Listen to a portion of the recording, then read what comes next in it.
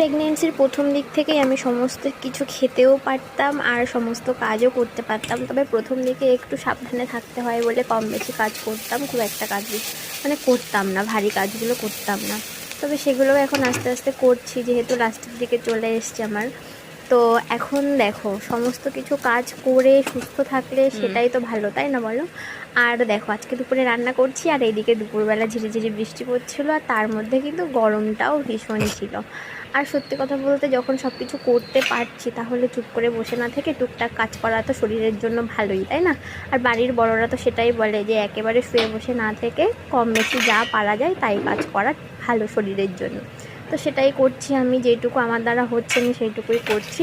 দুপুরবেলা আজকে রান্না করেছিলাম মাছের ঝোল, বরবটি আলু ভাজা, আর একটু শাকের নিরামিষ করেছিলাম। শাকটা এখন প্রতিদিনই খেতে হচ্ছে। তো দেখো এখন এই রান্না কমপ্লিট হয়ে গেছে, এরপরে স্নান করব, খাবো।